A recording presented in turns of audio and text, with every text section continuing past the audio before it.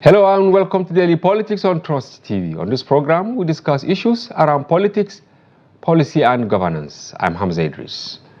Senegal's opposition candidate Bassirou Diomaye Faye, a political newcomer popular among the country's disaffected youths, was declared president-elect after defeating his main rival Amadou Ba in an unprecedented poll that followed 3 years of political turbulence that sparked violence against government that triggered support for the opposition. Faye came out of prison where he, spent 11 months for a Facebook post that authorities in the country deemed subversive. Now he went from political prisoner to the next president of Senegal, promising sweeping changes to the country. Earlier, ruling coalition candidate Ba called Faye to offer his congratulations, according to a government spokesperson. Senegal's outgoing president Macky Sall also congratulated Faye, hailing what he called a victory for Senegalese democracy. Sall, who did not stand after wins in 2012 and 2019, stepped down amidst a drop in popularity due to economic hardship. However, he backed the defeated ruling party's candidate Amadou Ba. The peaceful transition of power in Senegal is expected to mark a boost for democracy in West Africa, where there have been 8 military coups since 2020. The sub-region is also witnessing what some political observers called declining electoral and democratic values. It is against this backdrop we will be engaging with the political analyst and writer Jide Ojo on the lessons to learn from the just concluded elections in Senegal and their impact on the growth of African democracy. Welcome to the program, Mr. Jide. It's my pleasure. We're happy having you in our studio. Ramadan Kareem. Thank you. Yes, but before we commence the conversation, here are some tidbits. Kidnappers should be treated as terrorists, President Bola Tinubu declared on Tuesday, condemning as reprehensible the acts perpetrated by kidnappers in recent times. The president made the declaration at a Ramadan dinner with members of the federal judiciary led by the Chief Justice of Nigeria, Justice Olukayode Aruola. Reiterating the government resolve to defeat banditry, the president described those engaging in the abduction of children as cowards, incapable of confronting the might of the Nigerian armed forces. Meanwhile, security forces have reportedly killed an infamous bandit leader Dogogide behind several attacks, including the shooting of a military helicopter. It was gathered that Dogogide passed away as a result of gunshot injuries he sustained during a clash with Operation Hadarin Daji in the northwest. The encounter was said to have took place in the challenging landscape of Madada Forest within the Maru local government area of Zamfara State on March 12, 2024. And the Nigerian Army says soldiers killed in the Okoma community in Delta State have been laid to rest at the National Cemetery, Abuja. This was disclosed by military authorities. Many government officials and families of the deceased participated in the burial. Your Excellencies, ladies and gentlemen, it is no longer news that 17 of the Nigerian Army's finest men, whom we have come to bury, were murdered in a reprehensible manner on the 14th of March this year in Okwama community in Delta State, while they went on a legitimate peacemaking mission. It grieves my heart that it took our search and recovery effort over 72 hours to recover some vital organs of the decapitated and disemboweled bodies of my men that were scattered all over the Okwama community by the community youths and their friends. I consider it the most barbaric act any citizen or community can commit against the authority of the state. And I must place on record that a lot of restraints have been exercised so far in our search and recovery efforts for missing arms, ammunition, other equipment, and body parts. Your Excellency, distinguished guests, ladies and gentlemen, the Okwama killing has added to the care of the Nigerian Army and by extension, the Nigerian state, 10 widows, 3 of whom are 4, 5, and 8 months pregnant, 21 orphans, and many other dependents, which include parents. While commiserating with the families of these gallant soldiers, I assure them that the Nigerian Army and the good people of this country will not leave them in the cold. It is with heavy heart that I join you today to commend to earth the remains of our officers and men who died in the course of duty on 14th of March this year, 2024, in Okwema community in Delta State. The officers and soldiers who lost their lives that day were patriots, brave, and noble men who gave their lives to defend and protect our nation against internal and external threats. Their sacrifice will be remembered and honored for generations to come. On March 14th, Lieutenant Colonel A.H. Ali, the commanding officer of 181 Amphibious Battalion, led 3 other officers and 13 soldiers to Okwema community to mediate in lingering disputes with Okoloba community. They went on as peacekeepers and peacemakers, respectively, seeking to bring an end to the hostility between the 2 communities. They didn't go with tanks, machine guns, and other weapons. They were on a mission of peace. Before the dastardly attack, Lieutenant Colonel Ali, as I was known to be briefed by the Chief of Army Staff, enjoyed great operational exploits, fighting terrorists and insurgents in the northeast and northwest before its deployment to the Niger Delta. Ali kept faith with his military calling till the end. On behalf of a grateful nation, we honor the sacrifice of Ali and the other gallant patriots who died that day. They will forever be remembered as heroes who answered the call of duty and paid the ultimate price. Major D.E. Obi, Major S.D. Ashafa, Captain U. Sakari, Staff Sergeant Yaya Seidu,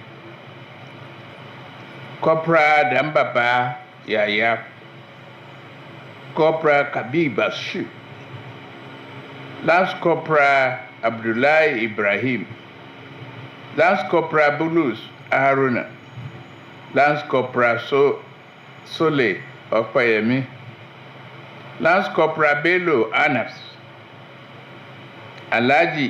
Private Alhaji Isa, Private Clement Francis, Private Abubakar Ali, Private Adamu Ibrahim, Private Herman Peter, and Private Ibrahim Adamu.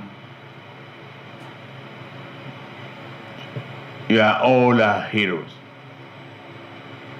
Each man now belongs to the hallowed list of servicemen and women who defended our country and protected their fellow Nigerians, not minding the risk to their own lives. They have all been awarded now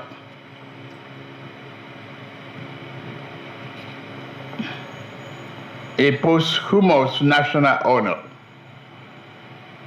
The 4 gallant officers have been accorded the award of members of the Order of Niger, MON. The 13 courageous soldiers who also lost their lives have been awarded the Officers of the Federal Republic Medal.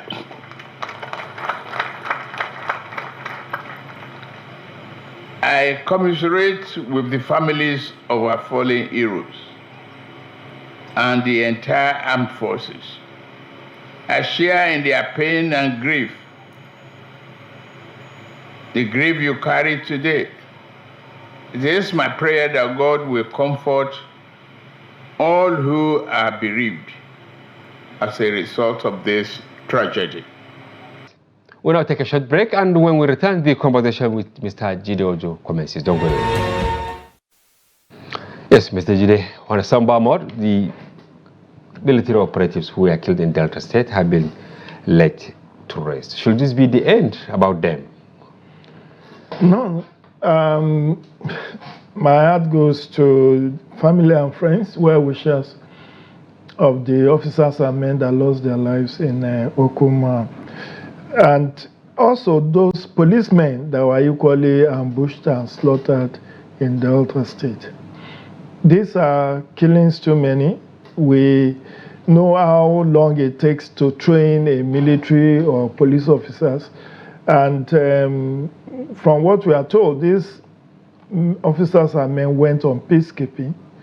If truly they were there on peacekeeping mission, even if not, yes, is it for you to slaughter them?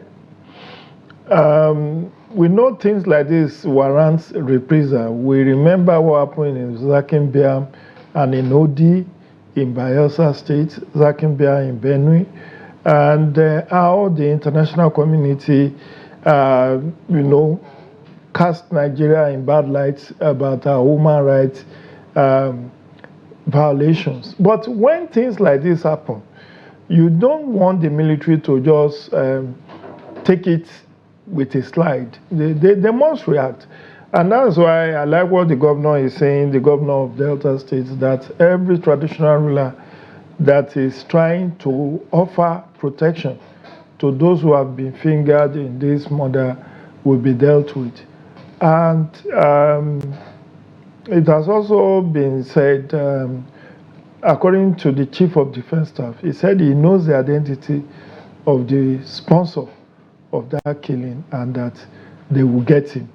I do hope justice will be done to the memory of these 17 officers and men. But I also will say, what is the takeaway for the military in terms of mediating in disputes between communities? Is the military the best to mediate in that kind of conflict, or the police, or the DSS, or civil defense? Or civil defense? Why will military be drafted into that kind of? Because I learned the governor, Sheriff Oborowiri, have waded in to try to mediate in past time before the military intervention. So I think the standard operating procedures for Nigerian military needs to also be re-examined, because I've also watched a footage where somebody is saying one of the militant leader actually was behind invitation of the military to Okoma. Whether that's true or false, I believe that an inquiry into what really happened, the immediate and the remote and immediate causes will be investigated and lessons will be learned, so that we don't, because this is huge loss to the country. A lieutenant colonel, 2 majors, captain, and rank and file. That is enormous. That's gargantuan. More so when we are not in a war situation. You know, if you are fighting war, you know that the enemy you are trying to match. But this one, from what we have been told officially, is a peacekeeping mission, and that should not have ended in an ambush and killing. Okay, closely related is the exploit by the military, killing bandit leader. They call him Dogo Gide. He had committed heinous crimes. But ahead of this, the president last night, he said that they should be called bandits should be called bandits. I was wondering in the newsroom earlier in the day that I know during Buhari they were declared terrorists. Yeah. So is it that we have lost sense of institutional memory in Nigeria? That's it. Maybe those who are supposed to brief President Tinubu hasn't done so. That these people are actually they terrorists. Are already classified as terrorists, and there is official pronouncement to that effect. And in any event, I don't know why we do this classification. Okay, in the first instance, somebody is armed robber, is a bandit, is a terrorist, is an insurgent. One person can be all of these ones. So it's not about classification. It's not about classification. It's about tackling. If somebody is carrying weapons and attacks somebody, and because of that somebody dies, he will be charged for murder. Not just armed robbery, but murder.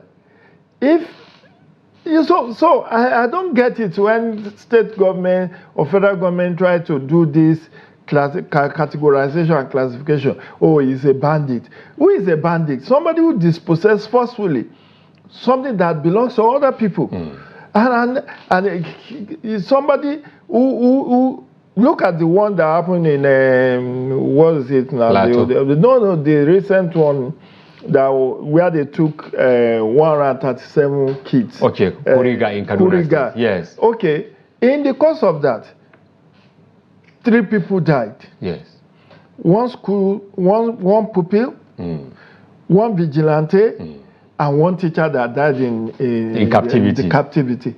So why would you now say they are kidnappers? They are already murderers. Because 2 of those 3 were shot. The vigilante was shot while trying to rescue some of the pupils and students. One of the boys, Ahmed, who was trying to run for his life, was shot while in flight. Then the teacher died in the custody. So I think it's a sign of weakness when our state institution try to now do all this rigmaroling of categorization and classification. Let's call a spade a spade. Somebody who takes up arm against someone else for purposes of violence and for purposes, not for self-defense now. It's about inflicting violence, murder, maiming, and even demanding. They're demanding 1 billion. Yes. So why will you call them bandits? No. Or criminals. They are terrorists, and I think our laws, we have enough laws to actually... It's interpreting them that is actually problematic. I think it's just that we have been soft. And I think the Nigerian state is soft because we have not found the magic wand, the willpower, the resources to take them on headlong. So in a sense, they try to be persuasive, to dilly-dally, because ordinarily, and this Kuriga abduction, you find out that the military was silent about whether any arrest was made. Yeah. They were silent on whether ransom was paid. The children are back. They are only focusing on the children are back. And I will take it in our slide. Right. That is not fair enough. That is not good enough. All right. We hope they get it right so that we solve this problem existentially. It's an existential problem. South, east, north, central. It threatens our core existence as humanity. And we have to survive. And we have to survive. All right, thank you very much, Mr. Jide Ojo. Now, Senegal election raises hope amidst declining electoral values. Do you agree that it has raised hope, especially in West Africa, where we have witnessed a number of coups? Hamza, I agree with you completely in that background. Okay. 8 coups in 4 years. Yes. Or 3 years in the recent 2020 to 2020. We haven't had any this year, but there have been 8 coups, all in West Africa. About 4 or 5 countries are under military junta, from Guinea to Burkina Faso, Mali, Niger, and Mali, Niger, and thank God Senegal was going that route until common sense prevailed and Macky Sall backtracked, because anyway, I think Gabon is not in West Africa, so we could have but it's in the continent. It's on the continent, so Gabon also happened, so that would have been the 5th. So in a sense, I'm just, we always have this oasis of democracy, and Senegal happens to be one of them. From the time of Abdoulaye Wade to Macky Sall to, this, my brother Bassirou Faye, just youngest president in Africa at 44. 44. Yes. And he said in 2019 he said he would never do politics. Yes, because I think he contested in his local government of sorts. He lost. And he lost. He just said politics is not for me. Maybe I would do politics sometime in the future, because I've always said the same thing that I would. So can we say he's an accidental president? Going by his... by all intents and purposes, he's an accidental president. Let me land on this. All right. It's an accidental president because it's Sonko, is Pali, is ally, that was actually prepared to wrestle power for whoever Macky Sall is backing. Sonko was charged to disqualify him, and he was convicted twice. So under the Senegalese law, once you are convicted twice, you cannot contest for the presidency. And it's Faye and Sonko that went to jail. They were jailed and released the same time. So it was just plan B. less than 2 weeks. Yes, 2 weeks ago. They were actually, so Faye was plan B. Oh, they know. They know. They know. You said in 3 years, there has been political turbulence in Senegal for 3 years. Exactly. All of that time, attention was focused on Sonko to make sure that Sonko does not succeed politically. They charge him for rape. They charge him all manner of political manipulation and political framing was thrown at him, just to make sure that he doesn't contest. So I think he and Faye have bonded, and they have come to realize that, look, from all indication, I will not be president, not now. But you will be our plan B. So let them bring on whatever they want to bring to me. So if I cannot survive this onslaught judicially, if I cannot get it overturned, you'll be the one on the ballot. That was their plan, and it worked out. And you will see that Faye won 2 days to the election. Abdoulaye Wade, through his support, that's former President Abdoulaye Wade, through his weight behind them. And there was also one former minister, a lady, also. So, and it was the face of youth in Senegal. Yeah. And this is reminiscent of what happened in Kenya. It was the old versus young. William Ruto in his 50, former vice president, and old man, what's his name? Raila Odinga. Yes.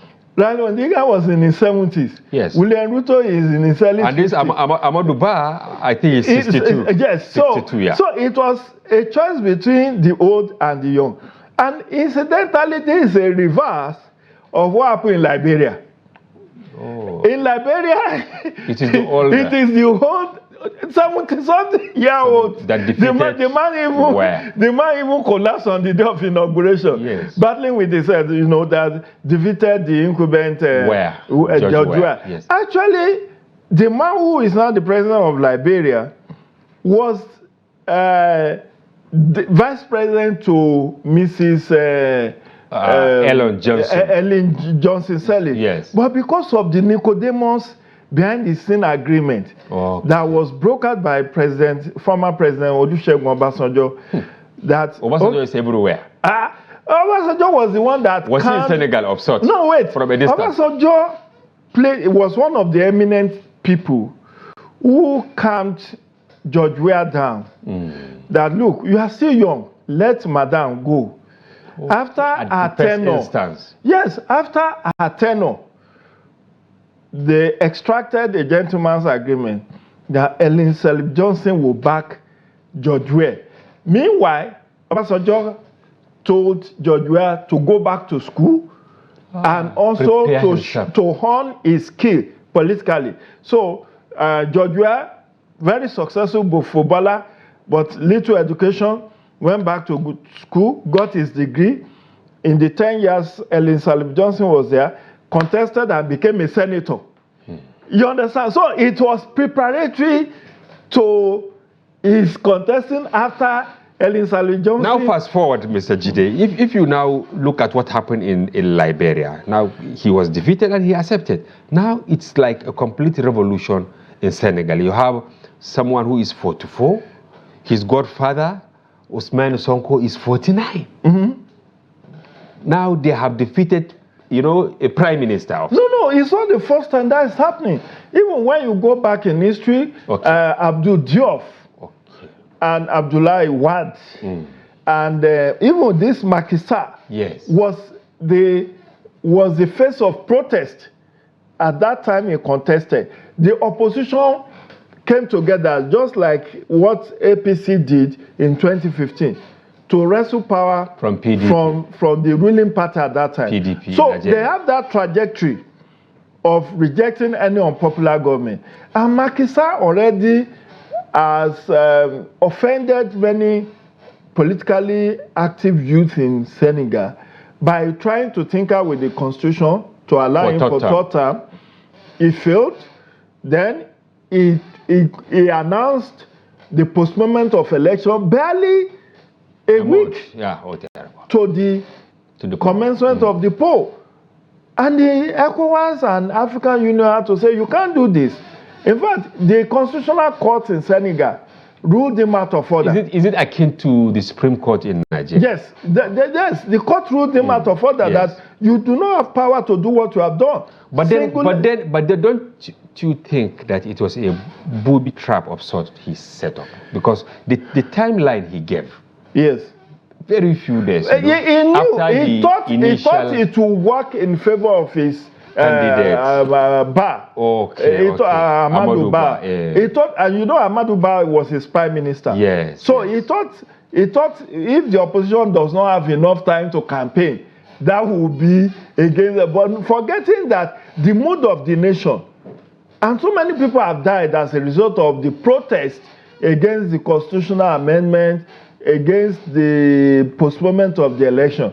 So the mood of the nation was anything but anybody presented by Macky Sall. So, and it does happen in politics. There's something called protest vote. Hamza, you are a political, sagacious person. Protest vote is what happened in Senegal. And they know, they have their own intelligence. That's why they postponed the election, believing that if they are able to have the election postponed, even for 6 months, they can turn things around in their favor.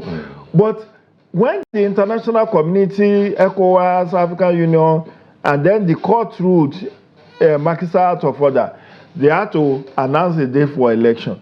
And they have to also release Sonko and Faye from prison. And they felt they will not even have time to campaign. 13 days to election. But what they forgot is that while they were in prison, they were prisoners of conscience. How? How do you mean? You know, when you are a political prisoner, that's the kind of the people, sympathy yes, of the people. That's why I said it was a protest vote. It was like what happened in Nigeria in 2015. Anybody but Goodluck Jonathan could have won. Whether it's Buhari or whether it's somebody. The mood of the nation was against PDP at that time. That is the same way the mood of the nation was against the Macky Sall as outgoing president and his party. Okay, I want to understand something now. Protest vote, does it produce the desired result? It has. No. No, wait. Okay. Nate, now, do you know what they call FAE? No, the meaning of FAE? No. I mean, the persona. Yes, I read about him. He's a young, vibrant person. They call him Mr. Clean.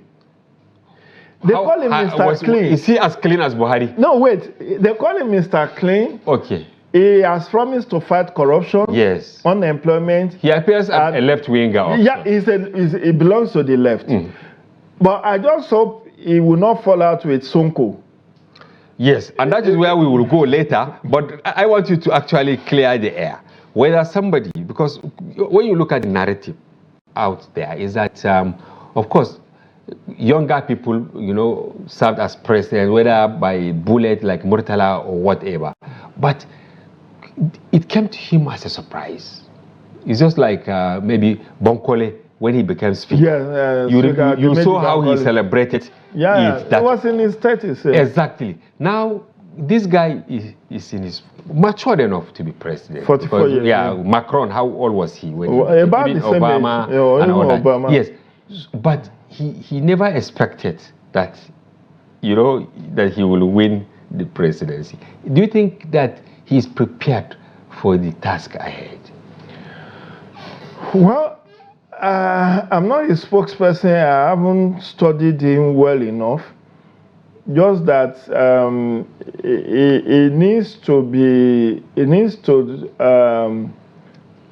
cautious. Okay. It needs to be cautious about revolution and the fallout of a revolution. You can see what William Ruto is going through in Kenya. Yes. The youth supported him. They made sure he won against the combination of Raila Odinga and Uhuru Kenyatta. Two powerful forces that came together, incumbent president and his ally and his age-long foe. They came together, but serious marriage of convenience. But the youth of Kenya said no. We are going to vote for change, and that's the face of that change is William Ruto. But the economy is so bad. They are facing existential problems like Nigeria is facing: corruption, unemployment, poverty, infrastructural deficit, and the rest. Now, Faye may soon get to realize that the cliche easier said than done. Because he didn't belong to the establishment. He has never held serious political office. He was not to work in tax office. They call him tax collector.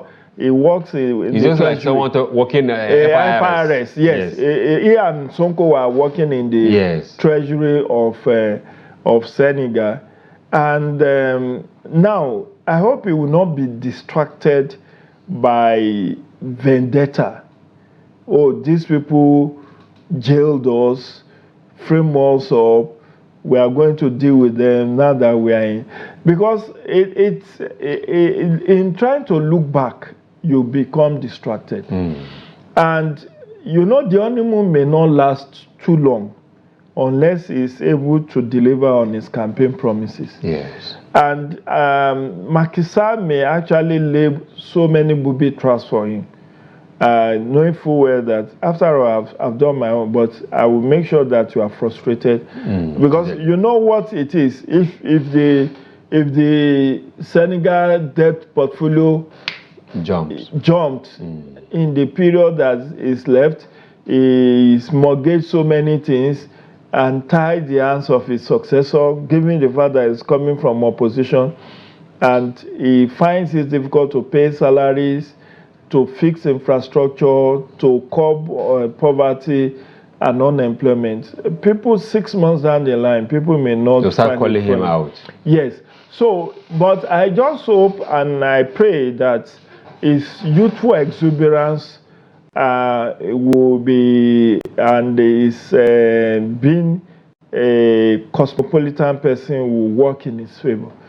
But when you are a left wing and you want to do things in a revolutionary manner, it needs to also be very careful, because there is something I also read where I said it would do away with CFA. Yes. That it would do away with CFA and have another currency. Just the way for Senegal. Nigeria, I mean Niger, you know, Mali, Burkina Faso, Mali. You know, and that means it will incur the wrath of France and the Western allies. Not only France. Injustice to one is injustice to. If you poke your eyes into France, US, Britain, and the rest of Europe may also, fight they may withdraw aids from your government, given the fact that, don't forget, France is one of the 5 members of the Security Council. Yes. So it needs to tread very carefully, study the situation, reflect more, consult widely before taking some of the drastic steps that he intended to take. Because when you want to change currency like that, it has economic implication. Whatever currency you want. It's one of the moves as a leftist to actually assert his influence and also stamp the authority of Senegal as an independent entity. Yeah, that's what he wants to do. But he needs to work cautiously. He shouldn't bite more than he can chew. He should take one step at a time. Not that on the day of inauguration, you announce that CFA ceases to be your currency and you are replacing it with the economy will take a nosedive. And that will worsen, because the Bretton Woods institutions will also not want to deal with you. So you will not have access to credit facility. Your money will be worthless, and then the economy will receive a bashing, and then you will not be able to fix your unemployment and poverty. So the whole thing will boomerang. So the best thing is to consult widely with experts, people who are more knowledgeable and who are more calm.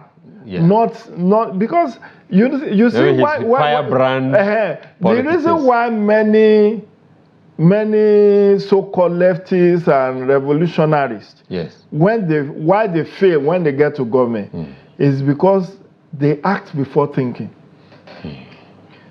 They act before thinking. Oh, I will do this, I will do that. Because you have the executive power. Yes. Do you think he will get the buy-in of quite a number of opposition parties? They have rallied around him. That's why how is he going to service them? I mean, to carry them along. He need to form government of national unity. Okay. That's where it will start from. Okay. Sonko will play a very key role in his government, being his political godfather.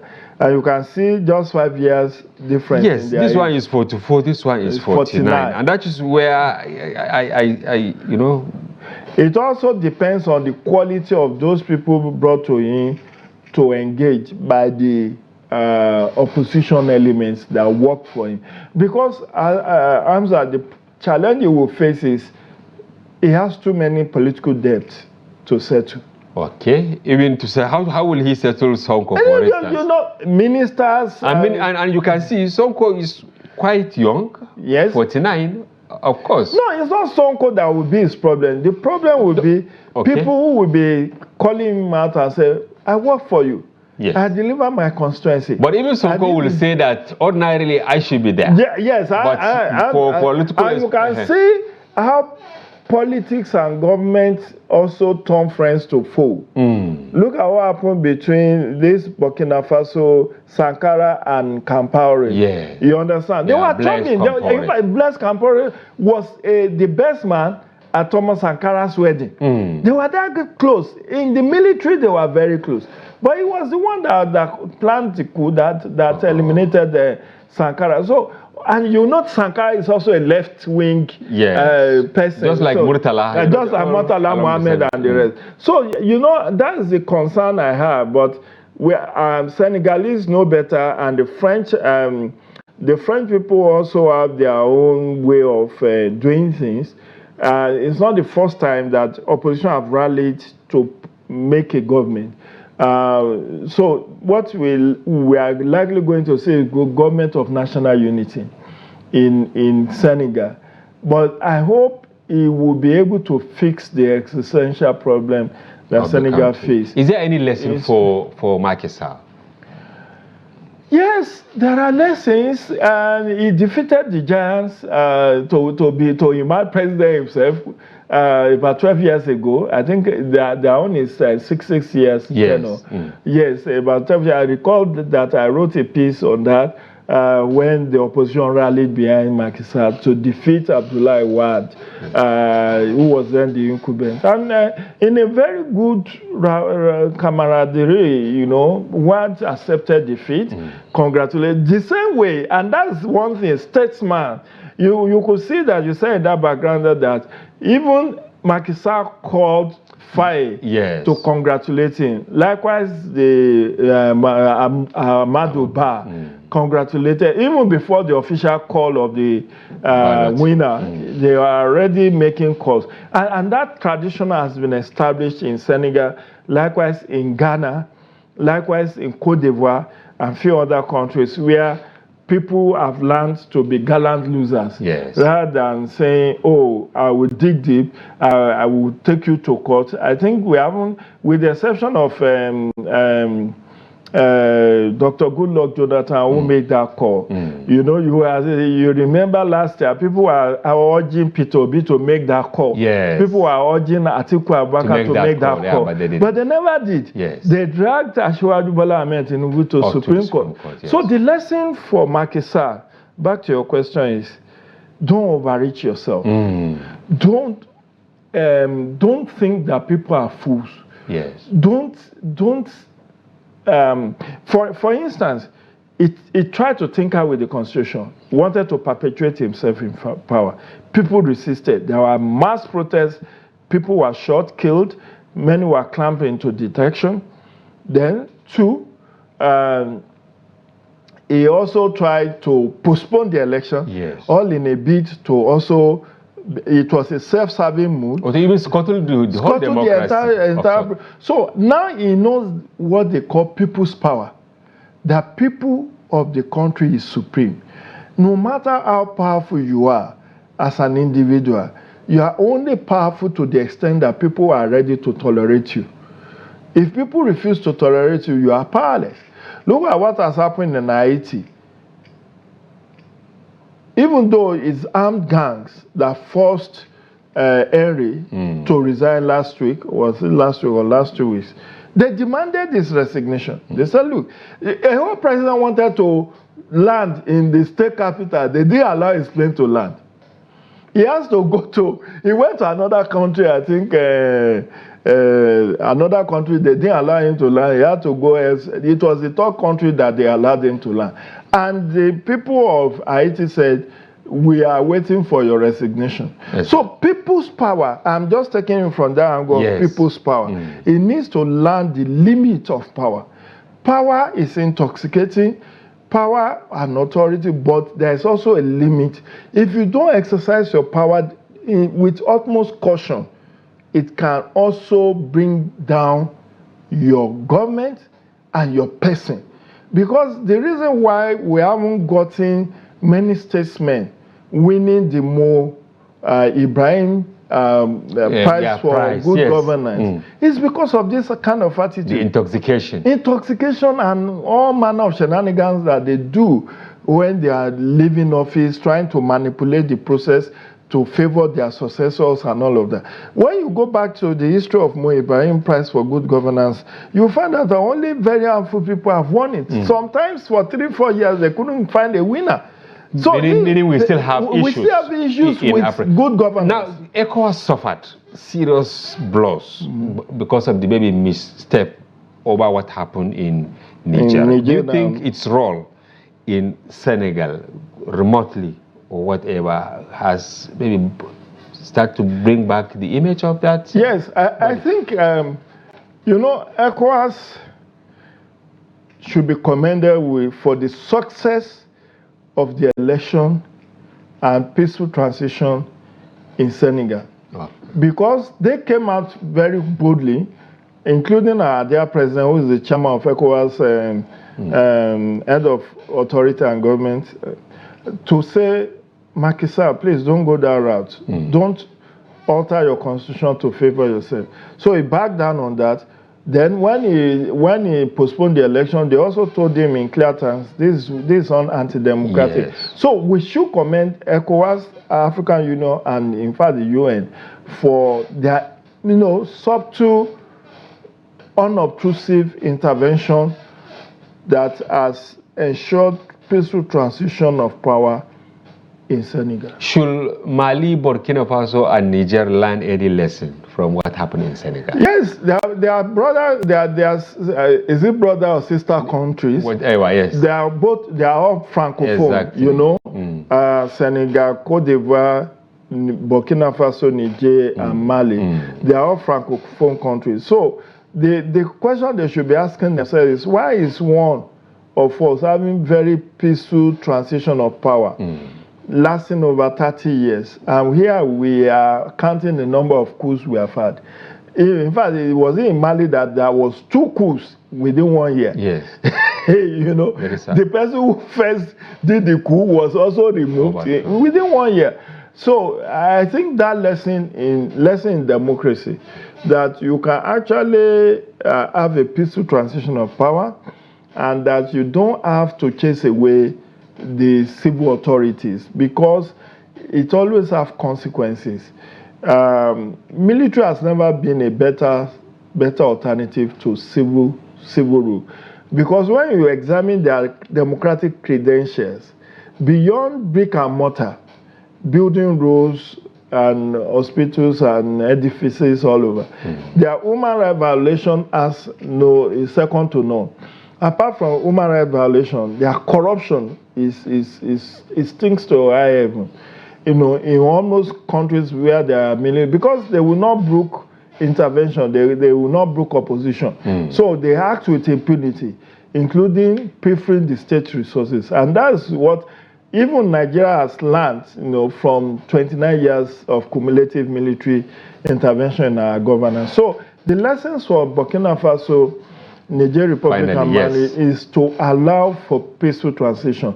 They should bring out their transitional timetable agenda and stick to it, so that they can be fully integrated into the Committee of Nations. Thank you very much, Mr. Jide Ojo, political analyst and writer with vast knowledge on international affairs, for coming to the program and for your informed perspective on what happened in Senegal. Of course, what happened also in Nigeria, around the insecurity. We thank you for coming, and we hope to have you again. Thank you very much. Yes, and viewers, that's a wrap on today's package. We hope you found the conversation engaging and informative. And be sure to join Daily Politics, airing every weekday, and our special package on Friday, during which we open the telephone line for you to comment on national issues. For now, bye-bye from here.